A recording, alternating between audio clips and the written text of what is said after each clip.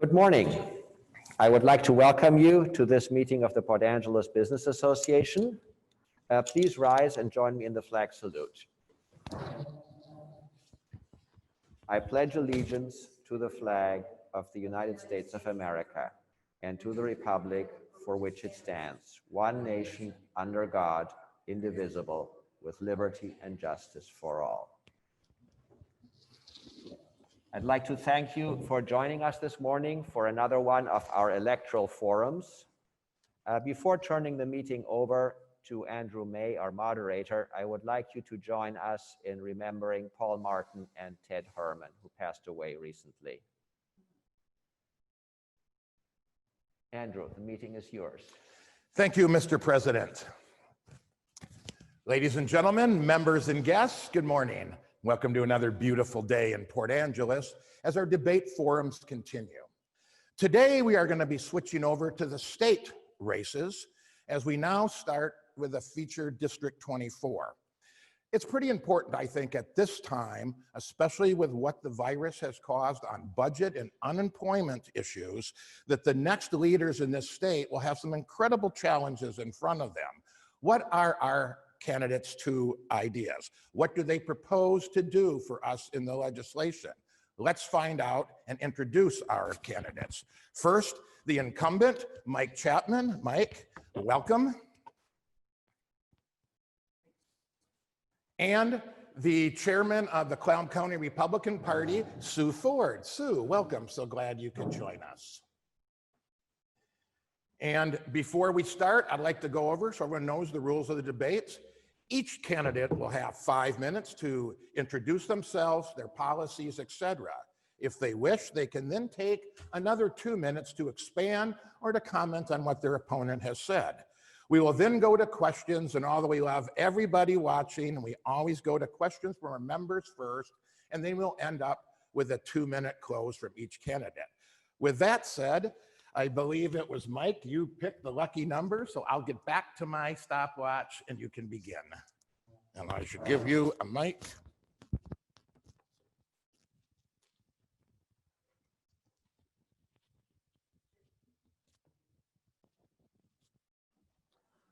Okay, can you hear me okay? Thanks everyone for checking in this morning. Mike Chapman, your state representative for the 24th Legislative District, just completing my second term. One of the key things to do that I'd like to highlight is that our Elwha River Bridge replacement project is on track. Should be hopefully being built by this time next year.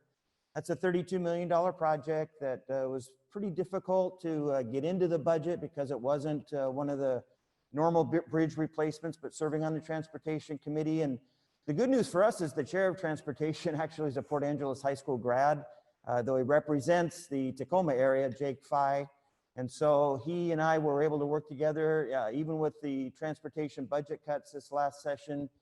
Because of the voter initiative, we were able to keep the Elwha River Bridge budget project in the budget. He also worked with me to help secure funding for the Morse Creek safety project, and he knows about some of the disasters, loss of life through Morse Creek. And I think if that's the theme, is that we have a really good team in Olympia. Senator Vandeweghe, Representative Theringer, and myself, we work really hard on behalf of the 24th Legislative District. For Port Angeles, you're seeing the field hall being built, and we were able to secure some state dollars to help that project. You're seeing a brand new Boys and Girls Club being built here in Port Angeles, and we were able to secure state capital dollars.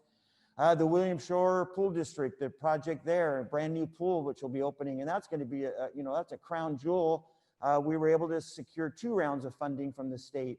It's public infrastructure, public investment. That's what the 3 of us are about. That's what we work hard for, and would love to continue to serve you in Olympia. And look forward to everyone's questions. If there's one thing about Port Angeles Business Association is that we have great questions. Thanks. All right, well, thank you very much, Mike. And if I could add in one moment here, I want both the candidates to feel comfortable, but Mike, we did have some requests the last time we have hearing impaired. They can't see you're talking with your mask, but it's totally up to you if you want to keep it on or not as you thought. With that said, Sue, 5 minutes, please introduce yourself. Good morning. Thank you for the opportunity to be here and speak with you today. My name is Sue Ford, running for the state legislature. Government's view of the economy can be summed up in a few short phrases. If it moves, tax it. If it keeps moving, regulate it. And if it stops moving, subsidize it. President Ronald Reagan said these words, and they are true today.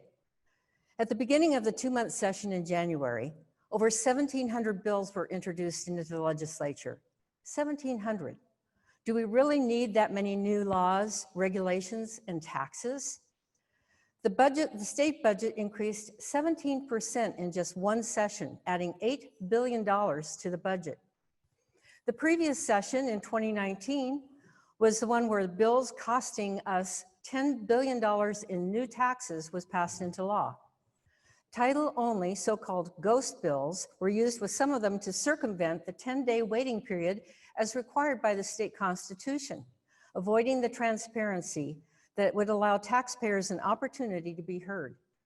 And when the people spoke, passing an initiative for $30 car tabs by 53%, the legislature refused to listen. With a $2 billion surplus in the budget, the majority party voted against returning $1 billion to the people in the way of $30 car tabs and the other $1 billion into the rainy day fund, instead choosing to spend it on even more programs. My opponent has voted party line for more government and more taxes, not less. As Reagan so aptly said, you can't be for big government, big taxes, and big bureaucracy, and still be for the little guy. Taxes on gas, on small business, taxes on homes and more, heaped upon the hardworking people who have to pay them to support an increasingly bureaucratic state government, a 75% increase in the state budget since 2013. It seems to never end, and that's one of the reasons I agreed to run for state representative. We don't have a problem with being taxed too little. The problem is that the government in Olympia spends too much. My opponent is part of the problem in Olympia. I offer a clear choice in the opposite direction: tax less, regulate less, spend less. I'm running for state representative because we've endured too much top-down, one-size-fits-all government overreach in Olympia, which hurts small business, individuals, and families. That needs to change. The Olympic Peninsula has been our home for more than 30 years, and we love it here. I've had lots of life experience, raised a family, we raised 6 children, and we have lots of grandchildren. And I'm married to Bob, a wonderful husband and my best friend for more than 30 years, until he passed away just this last May unexpectedly. I've been in business most of my adult life, employed as a certified senior escrow officer, escrow department and branch office manager at a major title insurance company, and owned and operated a successful escrow company. I was a realtor both in Southern Nevada and in Sequim. I attended college where I studied journalism, served as editor of the college newspaper, and have attended many seminars on a variety of subjects, including real estate, escrow, education, and business. I've owned and operated several successful businesses on the Olympic Peninsula, including a Christian bookstore and a print shop, among others. And for the past 20 years, have owned and operated a website design and consulting business. I've been involved in our community as a founding member of the Sequim Toastmasters, board member and secretary of our local Farm Bureau, former board member of the Boys and Girls Club, past president of the Southern Nevada Escrow Association, and charter member of American Escrow Association covering 5 states. I've served as a church volunteer and as administrator and instructor for a redirectional program for teens in trouble. I've also played keyboard in a rock and roll band and raised sawn and goats. I'm a strong advocate and activist for lower taxes and less regulation to keep more in the pockets of families and help to create good paying jobs. Every job and every worker is essential. Education is important to me, and I will work for school choice to create better opportunities for all children. Safety and security is an important issue. I stand strongly with our police and our first responders, who place their lives on the line every single day for each and every one of us. With growing homelessness, often bringing with it a drug and crime problem, we need to do better. That's it. Very good, thank you, Sue. Mike. Would you care to take a couple minutes to expand on anything? Just, I don't mind being criticized for my votes in Olympia, but let me just make one thing plain. I've never voted for a gas tax increase. I voted against the largest property tax increase in the state's history that was a Republican-sponsored piece of legislation. And I haven't voted to increase sales tax. Now, we can talk about some of the other fees and taxes that were raised, but if you're going to criticize my record, please get it right. Again, I don't mind being criticized, and there's lots you could criticize. But you can't criticize me for raising property taxes because I voted no. You can't criticize me for raising gas taxes because we haven't in my time in the legislature, and I've actually fought against a gas tax increase. And you can't criticize me for raising the sales tax. And those are the three taxes that are really the driver of our economy. So I would like to clarify that. So let's stick to my record, stick to the taxes that I did vote to increase, and let's talk about where that money goes. That's all I ask. I think that's a fair request. Very good. Sue, would you like to take another 2 minutes? Yeah, I've finished my original statement, which is safety and security is an important issue. I stand strongly with our police and our first responders who place their lives on the line every single day for us. And with growing homelessness, often bringing with it a drug and crime problem, we need to do better. Crime should be prosecuted and people have the right to bear arms for their self-protection. I've heard from a lot of folks around the district about these issues and will work hard to serve as a citizen representative for our district and our state, and ask that you support me for common sense, positive change in Olympia. And my name is Sue Ford, and I ask for your vote. In response to what Mike just said about property tax, sales tax, and business tax, there was a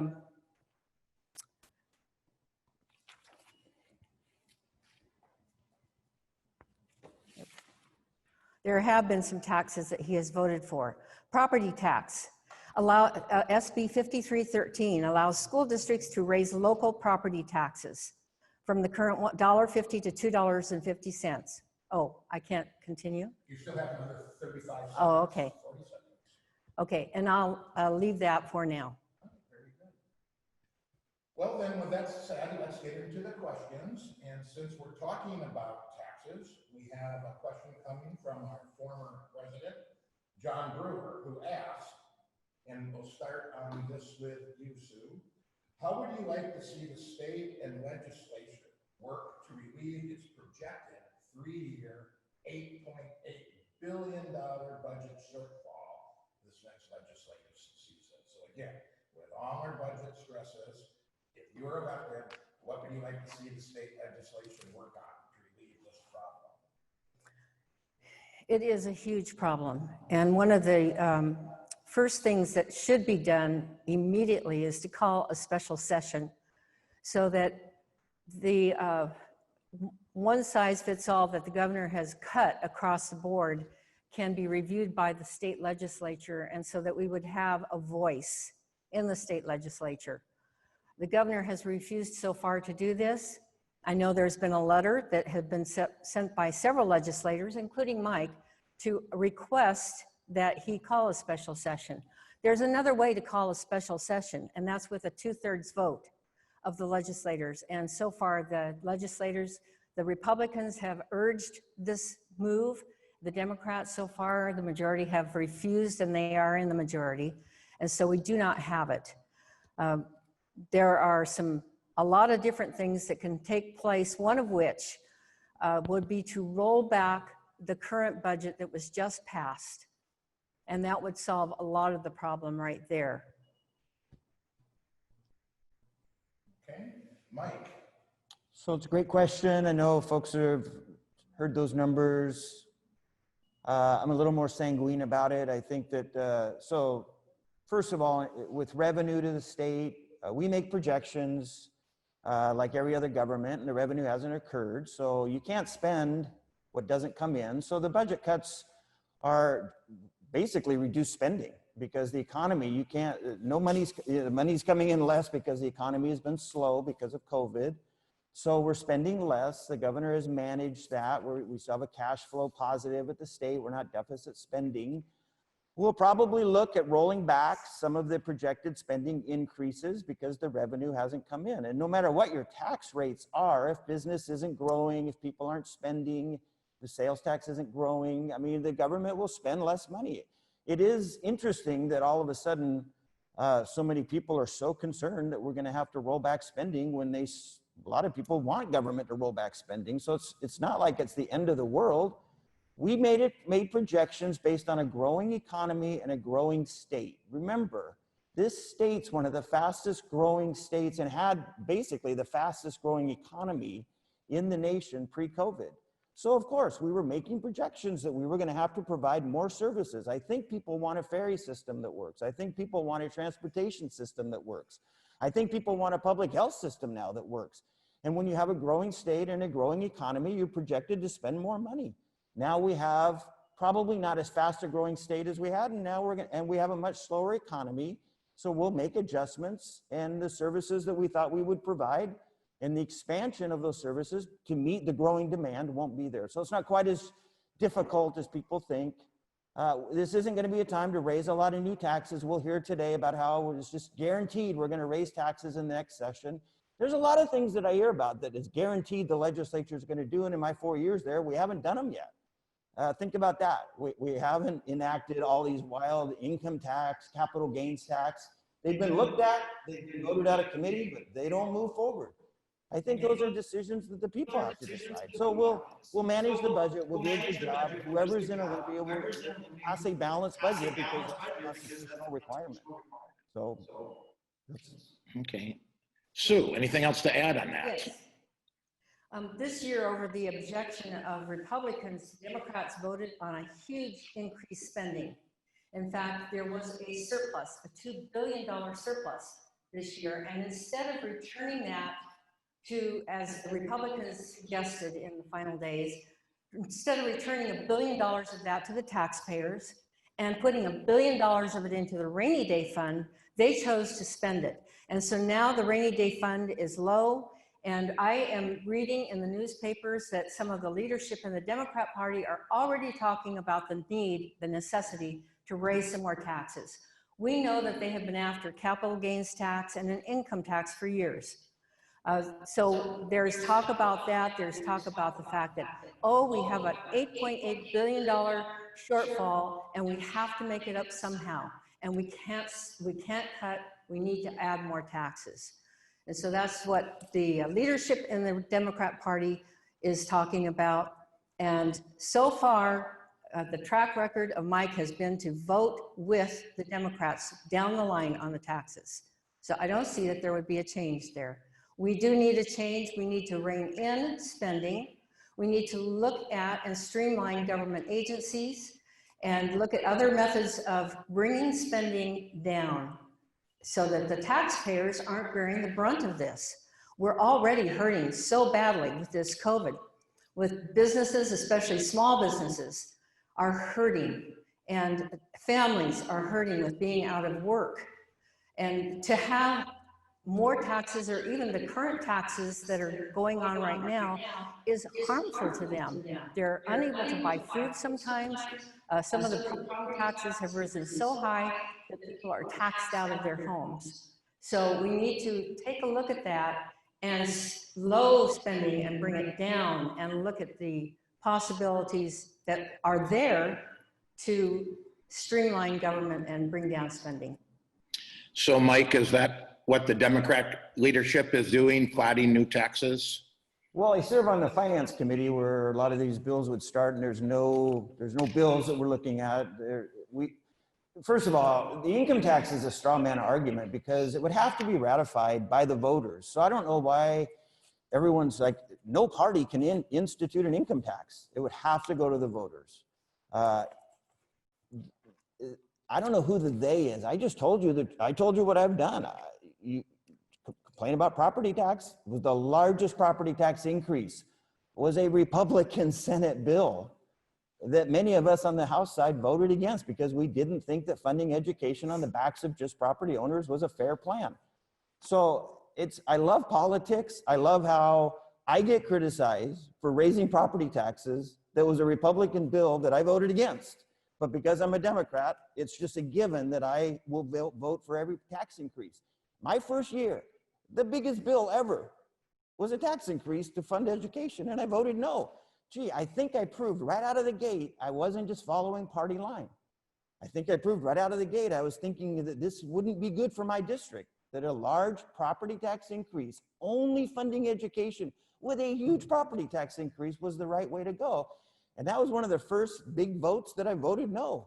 So again, criticize me for votes I voted yes on. Don't criticize me for something I didn't do.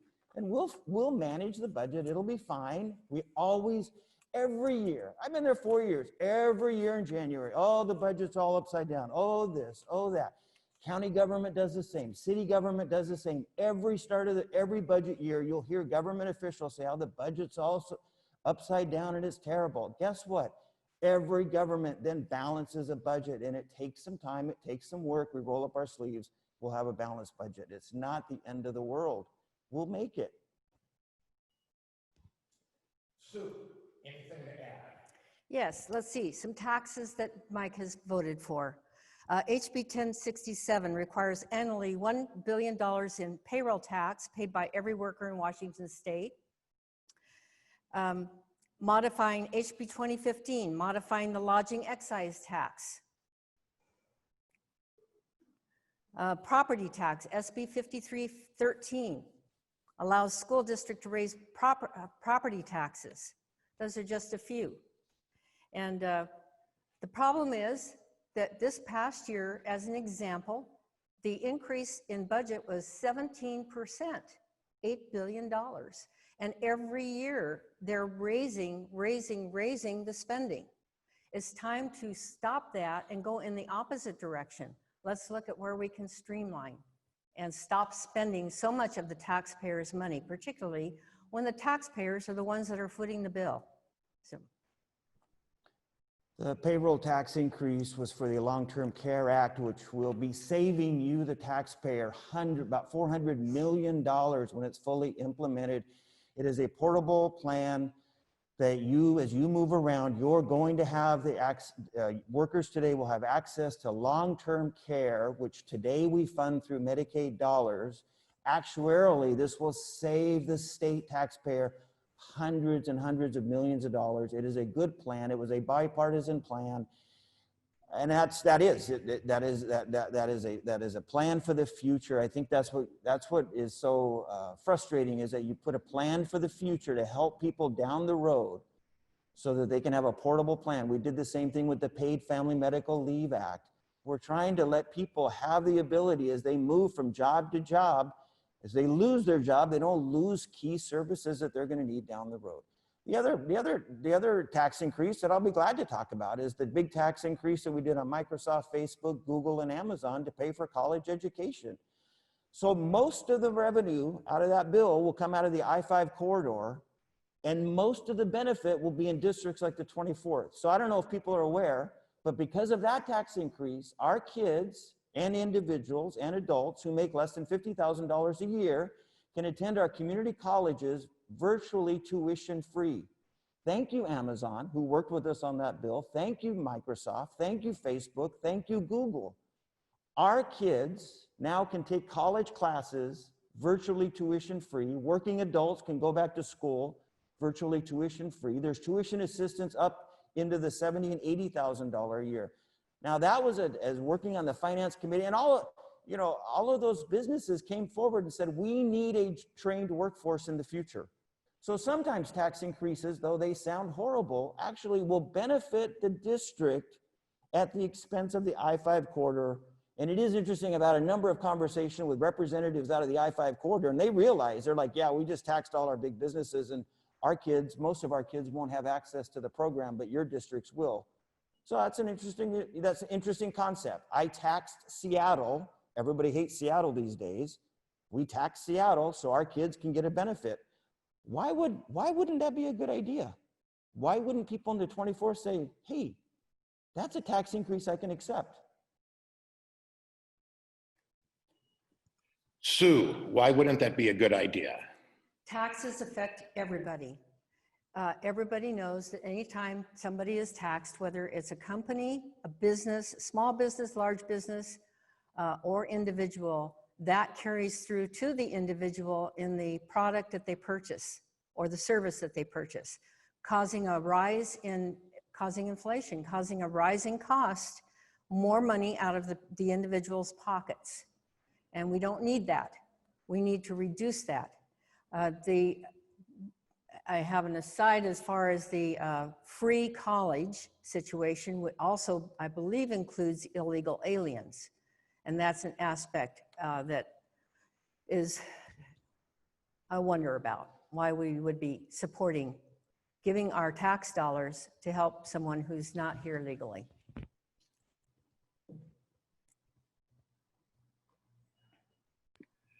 All right, and we'll move on to education in a moment. But since we're on taxes, our current president, Kai, wants to drill down a little bit more. And Mike, we'll start with you on this question. If reelected, or in the case of Sue, elected, what are the existing taxes, if any, you would vote to either lower or eliminate? And are there any new taxes, an example of capital gains, any other kind of tax that you would vote for? So again, to each of you, if you are elected, are there any existing taxes you would lower and eliminate, or any existing revenue streams you would propose? Great question. Let's talk about the taxes I did lower because the bill passed, or at least kept it low. So pulp and paper mills, of which there are 2 in the 24th Legislative District, Fort Townsend Paper, and we're trying to get McKinley, hopefully keep it running here. Plus there's mills ancillarily down south. They had a preferential tax rate, much along the lines of the Boeing preferential tax rate, that was going to expire in 2024. And I looked at that and said, you know, no mill can wonder, is my tax going to go up in 2024 and make the kind of investment that we're hoping these mills will continue to make. And so I passed a bill, bipartisan. The other thing about all these bills that pass, so many of them are bipartisan, and most of the legislation I introduce is bipartisan. That was a bipartisan bill, passed the House 98-0, virtually passed the Senate virtually unanimously, and was signed into law to extend a preferential tax rate for our mills from 2024 to 2045. I call that a generational tax break, because not only will I not be in the legislature in 2045, there's a good chance I won't be on earth in 2045. So that is a significant piece of legislation that I worked on, that I passed. This last session, I worked on 2 more pieces of legislation that would have lowered taxes for chip material. There was an excise tax on the chips that the mills use, and auto dealers. Both of those bills passed unanimously in the House, lowering the tax rate for auto dealers in one area of their revenue. Actually would have eliminated tax for auto dealers in one area of their revenue, and would have extended the chip preferential tax rate. Unfortunately, and very disappointingly, and irritatingly so, the governor vetoed both of those bills earlier this year. Passed 98-0 off the House floor, passed with like 1 or 2 no votes, both of those bills off the Senate. The chip bill, the chip preferential tax rate for chip sales, is in current budget, so it had no budgetary impact, and the tax bill to cut taxes for auto dealers, 2 years ago, we didn't even collect it. It was only through an administrative decision from Department of Revenue that they needed to start collecting this revenue, to tax this revenue that comes in from the manufacturers. So it also wasn't in the budget. So I don't know why. It was very disappointing to see the governor veto those bills. I'm going to bring those back. Also, every year I've introduced legislation to lower small business taxes, and introduced legislation to give manufacturers in rural communities like ours a preferential tax rate along the lines with the Boeing tax rate. So I actually have worked to lower taxes, and worked to lower taxes in the district for the businesses that are here. And what we always like about Kai is his 2-part question. So the other half was, Mike, are there any new revenue streams that you can see proposing if you're reelected? Well, if Microsoft or Amazon want to come forward again, like they did last session, and ask for a tax increase for homelessness, I supported that. It didn't pass, But Amazon, Microsoft, and Boeing, Facebook, all these big businesses in Seattle said, look, we want to tax ourselves and make a fund to help homelessness, specifically in the King County area. And they came and asked me, would you support this as a member of the finance committee? And I said, yeah. And conversely, that was a good partnership. So when business comes and says, would you tax this so we can help solve a problem in our community? Yes, that is a tax I will support. Wouldn't have impacted the 24th. The revenue wouldn't have come into the 24th.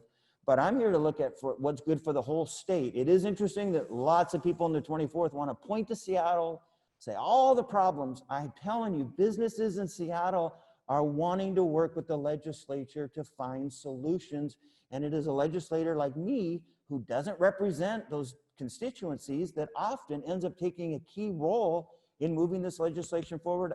If you look at the speech I gave in committee when we voted the bill out of committee, I gave probably the best speech on behalf of that bill, even though it didn't impact my district, because I think that's what a legislature is supposed to do, is look at the whole of the state. So yeah, I would support that again.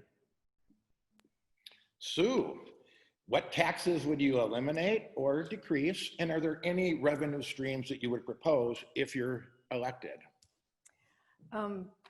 Yes, I would roll back the taxes that were passed this past session.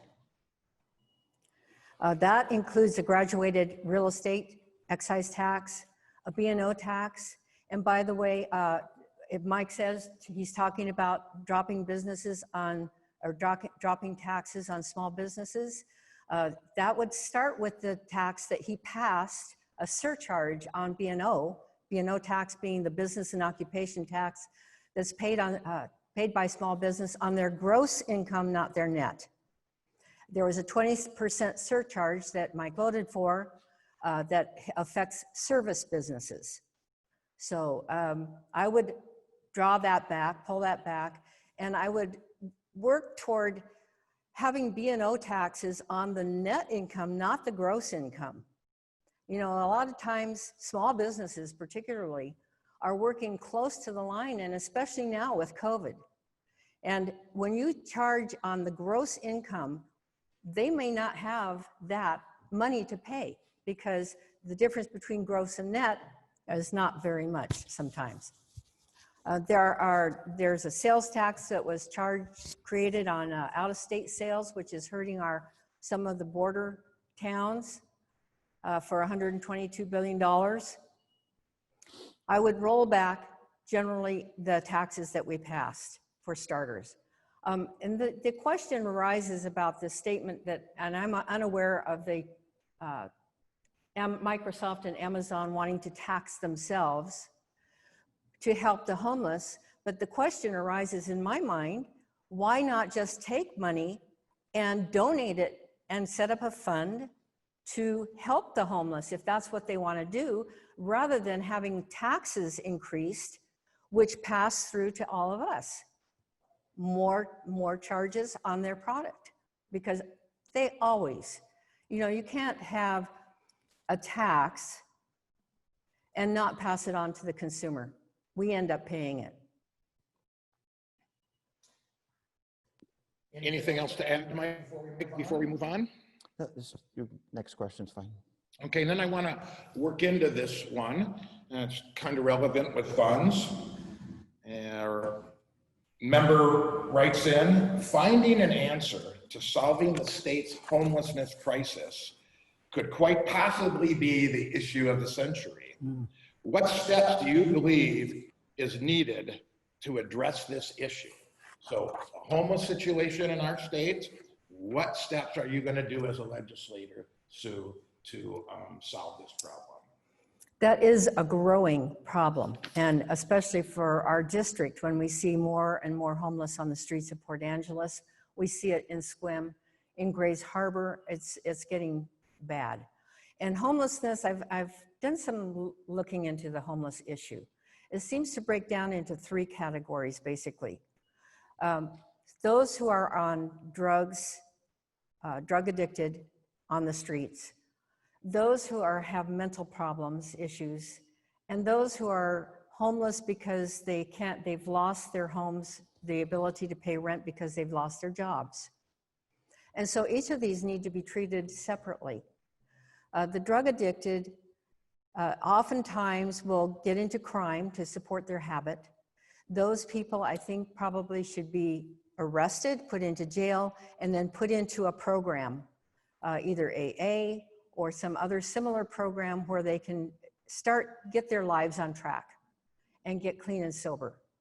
I've witnessed a lot of people who have gone through these programs and are now great citizens. They've got good jobs and they're doing well with their lives. So there's a good outcome for many of these people who are involved with drugs and alcohol. Those who are have mental issues. We lost our state hospital. We really need to get a state hospital in line for a place to be. We need to help them. You know, they're unable to help themselves. Sometimes they're able to come through that, and sometimes they're not. So that needs to be addressed as well. And those who are homeless for reasons beyond their own control, they've lost their jobs or whatever, transitional housing, there's all kinds of ways we can help them in our communities. There's a lot of community services to outreach to those folks to help them. So we just need to address this and get after it and start helping some of the people that are out there. Mike, the same question. Solve the homeless problem. Lots of work being done. I mentioned how we're trying to, I'm sure that the idea of working with large corporations in Seattle to help provide money for a fund to help their homeless, it will come back. Workforce training, obviously, if you're home, you know, we need jobs, and we have a lot of workforce training programs that I've sponsored that have passed. Now tuition assistance, so we can get people trained, get them a job. I'm glad to hear that my opponent is supportive of treatment, because we have the new MAT clinic that the state is investing in Sequim, and that's going to be treating opioids. I'm assuming that we both support the MAT clinic in Sequim. We support mental health services. Those are programs that we put state dollars in, and those are some of the issues that when people say state government continues to grow, well, yeah, we're growing because these problems are growing. If you left state government budget static, the problems would just continue to expand. So I'm glad to hear that we're both on board with treatment and mental health services. We need to continue to make sure our Medicaid reimbursement rates for mental health services and treatment are increased.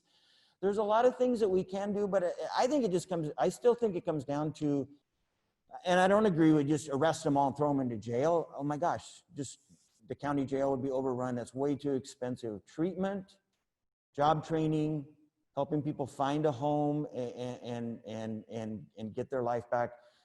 This world is full of redemption stories of people who were addicted at one point, who now live thriving, healthy lives. And I haven't talked to one that said, yeah, and throwing me in jail for 5 years was the best thing that happened to me. It's the treatment programs, it's the job training, it's helping them acquire low income assistance housing. In a rural area like this, building low income assistance housing is a little bit of a challenge, and Representative Theringer, who chairs the capital budget, continues to invest about $200 to $250 million a year into low income housing projects. Port Townsend has one that they've been trying to move forward with. But that's not enough, obviously, to build enough housing, but we look at that. And at the end of the day, I think it would be nice if the private sector, we could invest more in apartments and high density housing.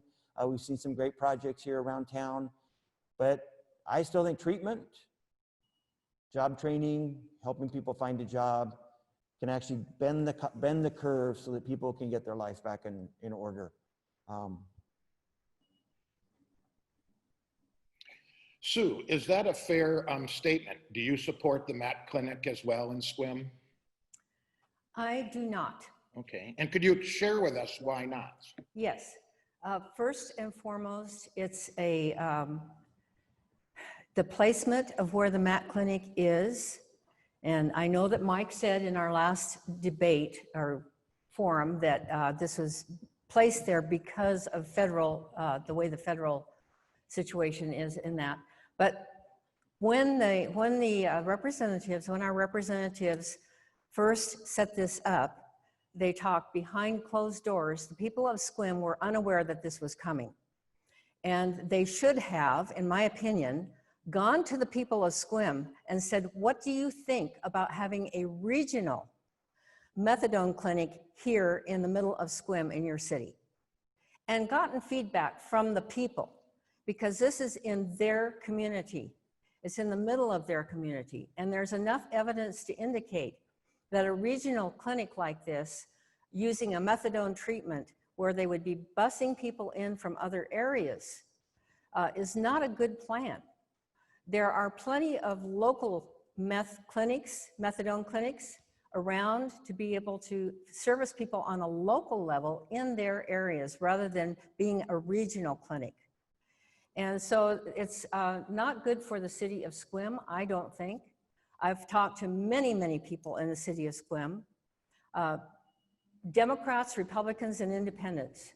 And the majority of the people that I've spoken with are not in favor of this clinic, this regional, and that's the key right there. It's a regional clinic. It's not a local clinic. And there are local clinics already in place. In my mind, we need to stay as local as we can for treatment.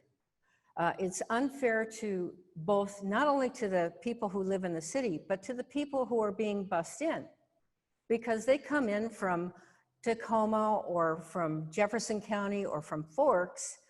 They're having to leave their jobs for that day, come in to get their treatments, and then go back. How many of them are going to go back? And in other areas where this has been attempted, they don't. They camp out, and some of them sell the meth to others. There's dealers that come in that follow them. And so there's all kinds of ramifications that need to be looked at with this, and have been actually. And that's one reason there's a lawsuit going on right now with the city of Sequim to try and stop this. The people of the city are not in favor of a regional clinic. I am in favor of helping individuals who are on drugs and alcohol. And I think that a lot of programs are out there, including AA and NA, and those have worked very well. With a methadone treatment, that's an addictive drug. And so they're switching from one addictive drug to another addictive drug. And in my mind, that's not a real good plan either. So. Mike, would you want to take a moment to explain why you support the MAT clinic? Sure. I don't know about these. I always hear about these closed door meetings I'm in. I can guarantee you that. Don't go to any closed door meetings. Everything I do is public. I sponsored the capital budget requests for the clinic for the Jamestown tribe. They came to me through proper channels. The paperwork is a public record. All I did was sign the sponsorship form, and it went to Steve Theringer at the capital budget, and the capital budget determined to help fund that project. That's about as local of a project as you can get. And it is interesting that I just heard that there's criticism that people from Forks and Port Townsend might come over and get services here. So I hope people in Forks and Port Townsend realize I want you to come and get services. This is a regional clinic for the 24th.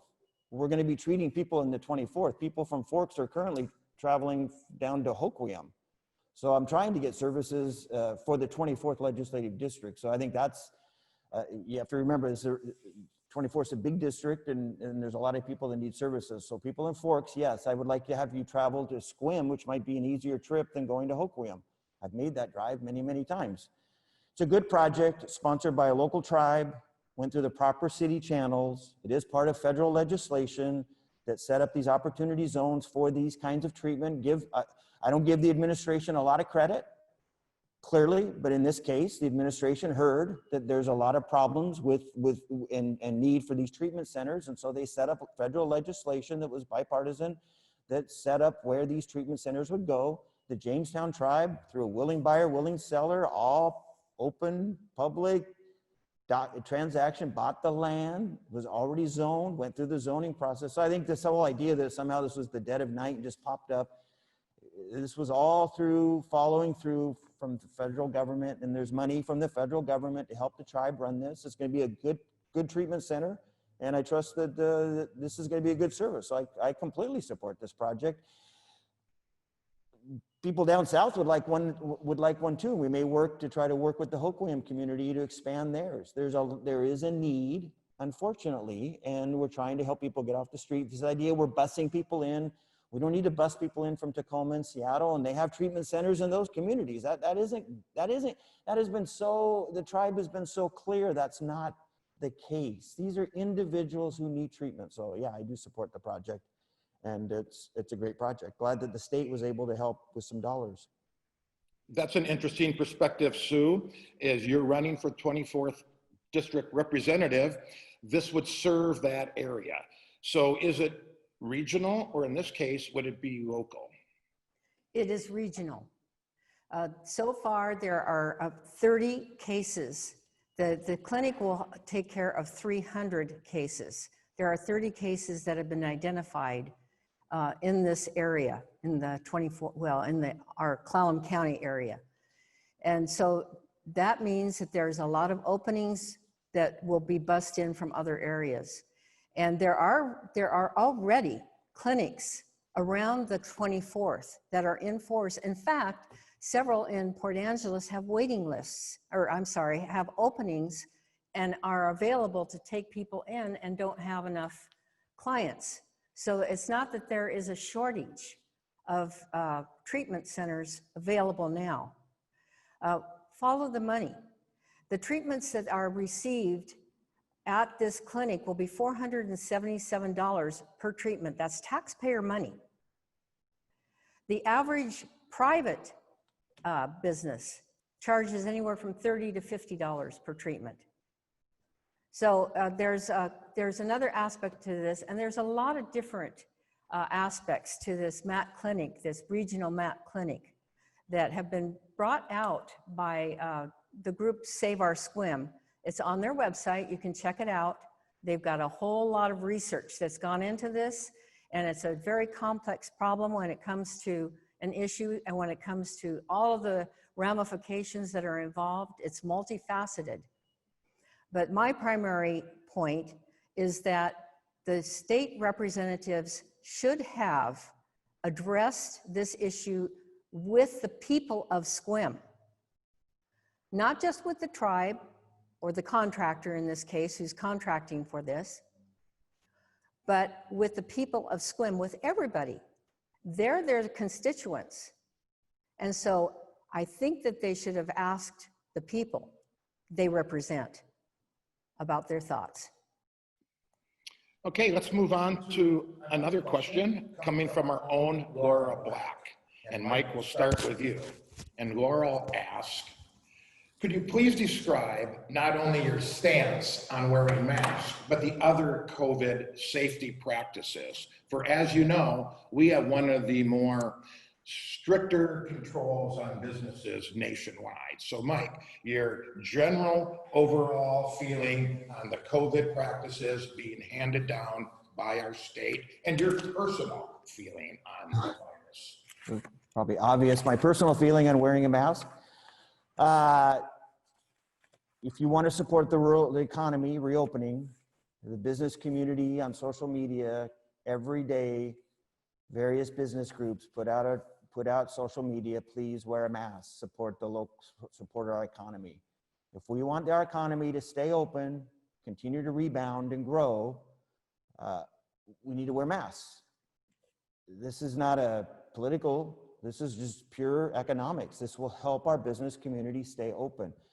I give a lot of credit to Costco, one of the first companies nationwide to require a mask mandate to shop in Costco. And if you follow Costco in the stock market, you will see that Costco has had record profits and record earnings this year as they stayed open. Walmart, I'll give them credit. If you go to Walmart here in Port Angeles, you'll check in as you walk through the doors. If you don't have a mask, at least a few times I've been there, they're handing out masks and they're able to stay open and their company is growing. This is what we needed to do early on. We needed to allow small businesses, should never have been shut, but we should have required a mask. So the small businesses should have been allowed to manage their workflow, their customers, but require a mask. We didn't, obviously the science wasn't as clear on masks early on. It was about washing our hands, don't touch your face, but it became really clear that wearing a mask is important. And I'm wearing a mask today just to express my support for the business community, for every small business that's trying to stay open, and for the health of our district. That, look, wearing a mask, it's uncomfortable, it's annoying.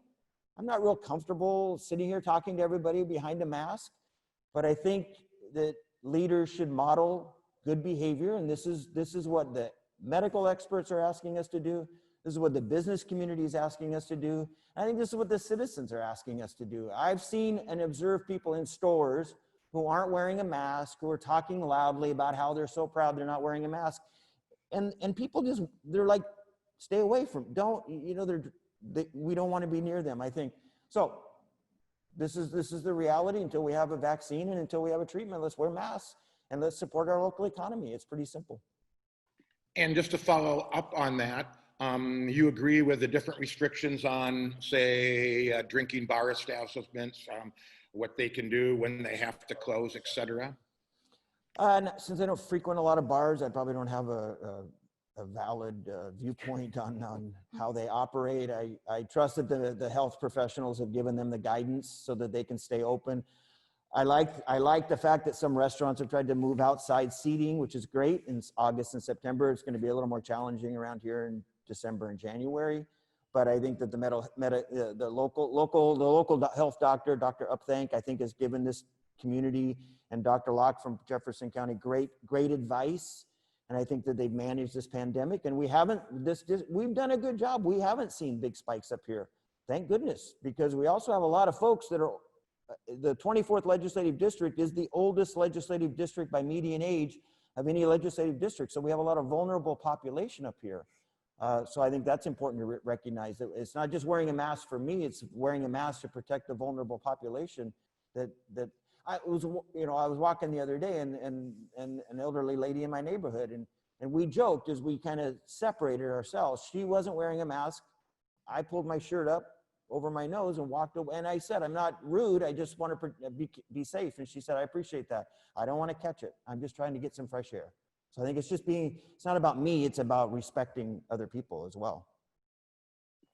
So Sue, the same question, not only just generally mask policies, but the policies of the state as well. Generally, the mask policies, I think that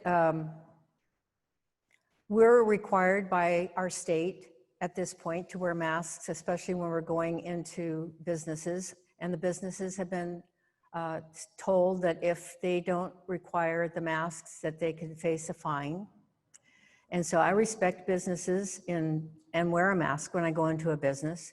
I do not wear a mask when I'm outside in the fresh air and I'm not around anybody, or even within, if I'm not within 6 feet of somebody for a long period of time.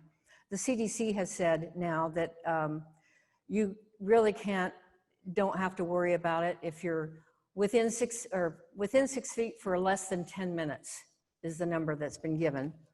And so I'm careful to stay a distance most of the time with people. Occasionally I'll pass close, but it's no big deal. We have been very fortunate in our county and actually in the entire district with 0 deaths. We've had one recently, which had an underlying condition, but up until just a month or so ago, we've had 0 deaths. And I've kind of looked at this from a common sense type of perspective. And also looking at it as the one size fits all, which is what our state does, as compared to localized decisions. And I respect our health officer for what she's doing as well. In February, when it was first announced for the COVID, I said, fine, they said that everybody was saying, all the experts were saying that there's going to be millions and millions and millions of deaths taking place. And so we really need to stay home and stay well. And I said, that's fine. I went along with that. So as time went on and nothing happened as far as people dying by the millions and millions, and Walmart was open, nobody was required to wear masks, everybody went into the stores wearing masks, nobody caught it here. And so then the governor came down with the dictate of wear masks. And a lot of people, I think it's about a 50-50 split from what I'm seeing, with people saying, I think I should wear a mask. I don't think I should wear a mask. And so to me, I think it should be a personal decision as to whether or not a person wears a mask, if they're more than 6 feet away and they're taking other precautions. If somebody is sick, stay home. Wash your hands. I mean, the common sense type of things. Wash your hands. Stay a safe distance apart from people. But I don't know that it's necessary to wear masks all of the time. I think it should be a personal decision, and that's just my own personal opinion. All right, very good. Now we're going to move on to another question from one of our members, Carol Dries, and we'll start with you, Sue. We've heard a lot about the phrase school choice. What do you believe school choice means? And then to both of you, how would you fund various school choice options? Well, we're seeing a sort of school choice right now and during the COVID, with the number of children that are at home, either being homeschooled or being schooled through a computer program with the education system. So we've already kind of dipped our toe in that direction. There was a suggestion that $3,000 be given to the parents to help with the homeschooling and what are being called pods now. Some of the students are not doing well or don't have the access to internet. And so some parents are getting together with others in small groups and creating pods for education with teachers online, or just having a kind of a smaller school where they're safe. And they're not getting any money to do that. The funding is still going to the public schools, even though a lot of the public schools are closed. And so the recommendation has been made to give $3,000 to parents to help pay for this expensive education. So that's, in one way, that's my idea of school choice, to allow the money to follow the child and let the parent decide where their child's going to be educated, whether it's public school, private school, homeschooling, vocational technical schools, whatever is going to work best for their child, online schooling. Let the money follow the child. And it doesn't have to be a great deal of money. We know that I think education, I think it's $15,000 per student that the public school system gets right now, $20,000 over in the Seattle area. And so if you take a portion of that and give it to parents who choose to have their children educated in an alternative fashion, then I think that's a good idea. It will open it up, give better education all the way around to every child, because each child is an individual. It's not a one-size-fits-all.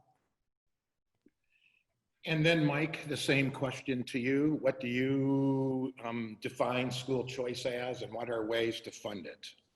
Well, I'll remind, it's a great question. First of all, the paramount duty in the Washington State Constitution is to provide a basic education. The state was under a court order to fully fund basic education. So that we don't want to change the funding formula that was finally identified by the court as meeting our constitutional requirement. That wasn't legislation, that's written into the state constitution. I don't think it's fair to say that public schools are closed. I think you'd find that a lot of teachers have started work this morning and started last week preparing to deliver education a little differently, but that every kid has access to a fully funded basic education system in the 24th, and our teachers are working hard this morning, this week. They would love to be in the classroom, and they're going to have to try to, they're trying to do the hybrid circumstance. Our local officials have made, there is no one size fits all for school districts on how they operate. Those are local decisions, just like local levies are local decisions. We haven't taken away that authority. So I think that school choice is first, you have to make sure that what we did and we funded it through a property tax increase that I, again, thought there was a better way to fund it, but it's still been funded. So all taxpayers are funding basic education. Basic education is being delivered in our state. Our local school districts, I think, are doing a magnificent job. I think our local teachers are doing a magnificent job. I know a number of them, and I know how hard they're working. I have a friend who's a PE teacher at elementary school, and I was talking with him. I was playing golf with him the other day, and I said, so how does that work? And he's really had to revamp how he's going to teach PE to elementary school children when he may not have as much access to them. Now, he's putting in more time and more effort because this is something he never trained for. Give him credit, and he did that this summer.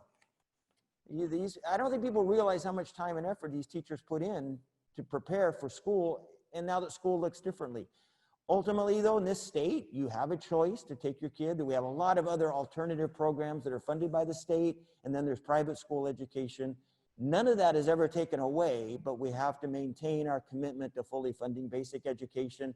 We have to maintain, I think, as a society, our commitment to funding schools, new schools, funding our teachers, supporting them, and supporting the hard work they do. And I think, you know, when we get into this debate about education and everyone, oh, well, they get 3 months off at summer. And I would just challenge anybody who thinks that a public school teacher doesn't earn the money they make, walk in their footsteps for a week.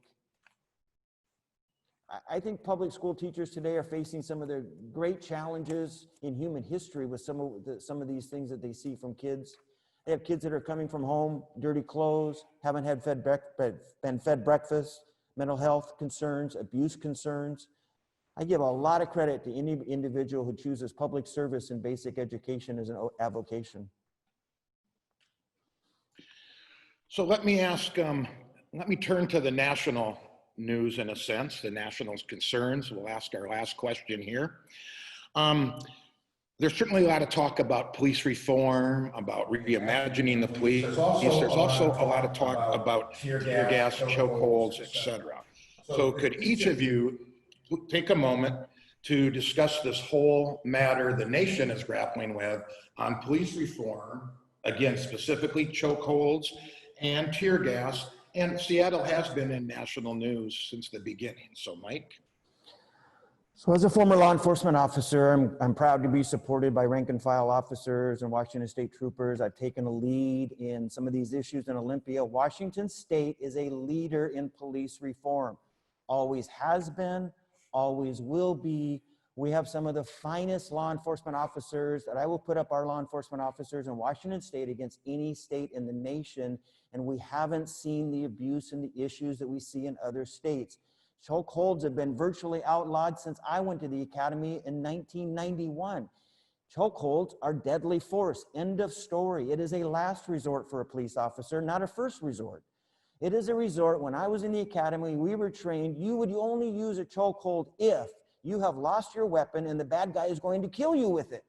And all you can do is grab their neck, then it's deadly force and you're in a fight for the life. And we've trained that way. We trained that way. In 1991, we were training that that chokeholds were deadly force. We passed an initiative at the legislature to reform policing one more time.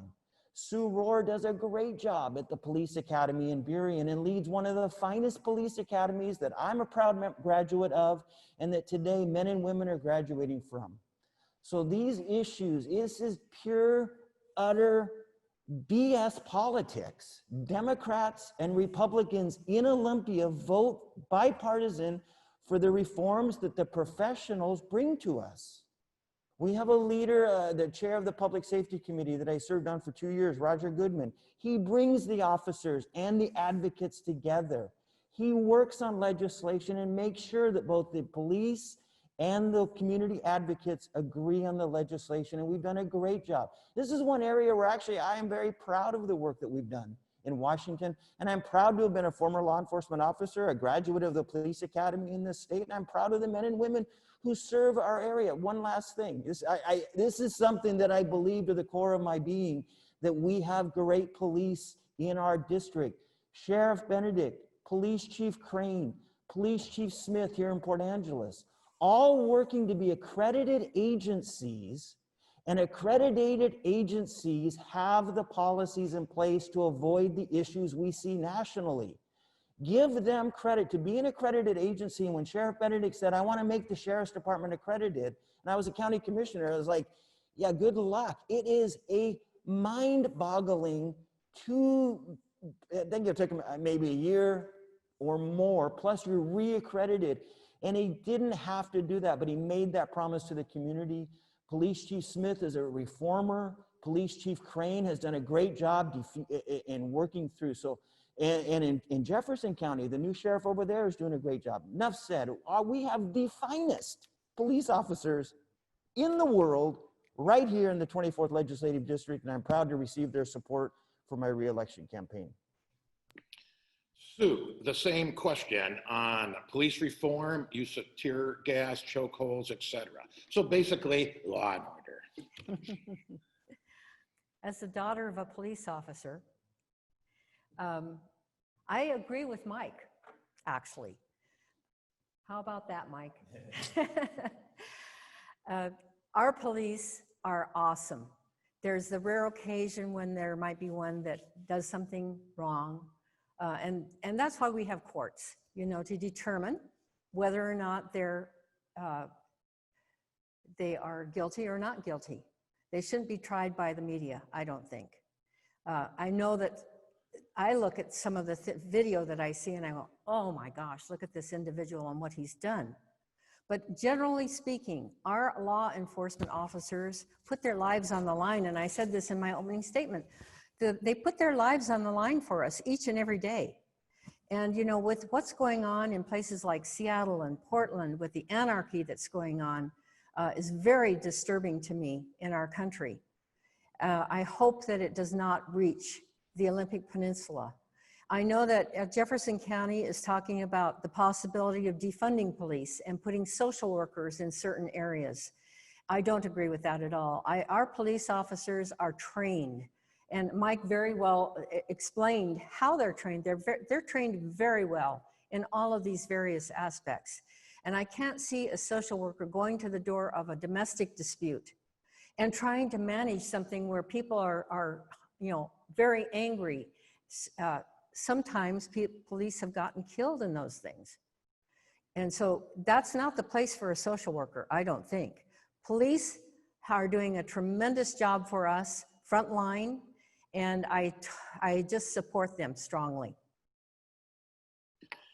Well, this is going to bring us to the close. Before we do that, I want to apologize to everybody watching. We're a few minutes over time, but we've had a great engagement here, I think. I also want to take a moment. It's pretty wonderful as we're looking at candidates the last several weeks that we have young people here in our own community that are bringing this forum to you. Could I get Jason and Tyler to stick their faces here in the camera so the audience sees who's helping us put this together? That's awesome, you guys. And look at, they're even masked up. There we go. Thank you, gentlemen. And before we get to the close, as always, I want everyone watching and the candidates to know that I think it's amazing that citizens will come, volunteer for public service, put themselves up to the Grand Inquisition, put themselves out there to the public to hear and to get it at them. So once again, we thank anyone who would try to volunteer or to ask for public service. With that said, Mike, you start, or I'm sorry, Sue, you begin the close. 2 minutes. Okay. The past 2 years, my opponent, a 20-year politician, has voted for higher taxes, more regulation, against Second Amendment rights, and for a state-mandated kindergarten K-12 comprehensive sex ed bill starting as young as age 5. He voted for taxes on small businesses. He voted for a sanctuary state and for free college for illegal aliens. He voted against $30 car tabs. He voted for $10 billion in additional taxes on the last day of the previous session, some using ghost bills, title only, with little or no public input. I offer voters a clear choice this November. I stand for lower taxes and less government regulation. I'm running to be your representative because I know that free enterprise and freedom are the best ways to quickly grow an economy. fewer regulations, not more, and lower taxes to allow us to spend our hard-earned money the way we see fit. As your representative, I will vote no on a state income tax, a pay-per-mile tax, and increased gas taxes. I will vote yes on $30 car tabs and on lowering property taxes. I'll promote choice in education, work to make our communities safe, affordable, and strive for transparent, accountable government. I'll vote to protect faith, family, our First and Second Amendments, and private property. Before I vote, I will ask myself, A, is it constitutional? And B, how will this vote improve the lives of the people in the 24th District? If you agree that we need a change in Olympia, please help me with your support and your vote. You can learn more at my website, electsueford.com. Please follow and like my Facebook page at Elect Sue Ford. I'm Sue Ford, candidate for state representative, and I ask for your vote. Thank you. Thank you, Sue. And Mike, please, 2 minutes. The 24th Legislative District, from Ocean Shores to Forks to Port Angeles to Port Townsend to Brennan to Quilcene to Elma, McCleary, and all points in between, is a large and vast district. It's larger probably than I think it's Rhode Island. For 4 years, I've traversed the district. I represent Republicans, Independents, and Democrats in Olympia. And I'm not going to say a whole bunch of promises. What I'm going to do is, if you're curious about me and my record and the truth about my record, www.wa.leg.gov, wa.leg.gov for the Washington State Legislature, pull up the prime sponsored bills that I have prime sponsored, where I'm the lead sponsor in the last 4 years, and ask yourself and find out, look, that 90+% of them are bipartisan. When I introduce legislation, I'm representing Republicans, Independents, and Democrats. In Olympia, people know if they want me to sponsor a bill, who's the Republican co-sponsor will be the first question out of my mouth. I represent the entire district, and I've worked hard to make this district a great place. This is a place where people want to live. This is not a hellhole. This is not a problem area where people don't want to live. But I'm here to tell you, I have a bipartisan record of representing Republicans, Independents, and Democrats. And when I prime sponsor legislation, it has a Republican co-sponsor. And most of the legislation that I've passed comes off the House floor with wide bipartisan majorities. I'm very proud of that bipartisan record. I will continue to operate in a bipartisan way, and I would love to continue to work on your behalf in the next legislative session, in which we will continue to have huge challenges. I thank everyone for dialing in. I know how Zoom meetings go. I've had lots of them, so I know that they're not the most exciting. And I do miss the give and take. And if I can in Olympia, we ask for a point of personal privilege when we're over our time. So point of personal privilege. Since 2008, my good friend Paul Martin has been in virtually every campaign debate that I've been at. And Paul was going to be here today. And I just dedicate my time today to Paul. Paul is, in politics, you have very few close, good friends. And I'm telling you, Paul was the closest, best friend that I ever had in politics. And Paul, if you're watching down, I hope I made you proud today, buddy, because you should have been here. Thanks. Thank you. All right, and with that said, Kai, the president, I turn the meeting over to you.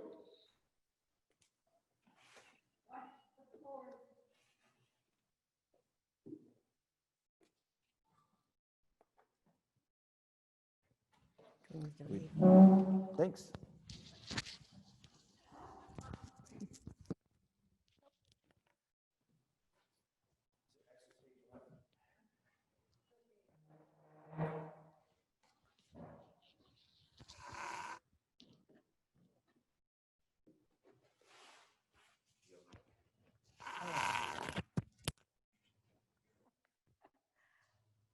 Thank you. That would have been rough. Just about the time we get done with these debates, we should have it wonderfully timed out. President Kai. to thank you to participate again with us in one of our electoral forums. And I hope you will join us again next week. Andrew, would you like to announce our program next week? Yes, next week we're going to go over to the state senate where we'll have incumbent Kevin Vanderweg and his challenger, Port Commissioner Connie Beauvais. Should be a very interesting continuation on state policy. Thank you, Andrew. And again, thanks to all the volunteers who make it possible to bring this to you. With this, we are adjourned.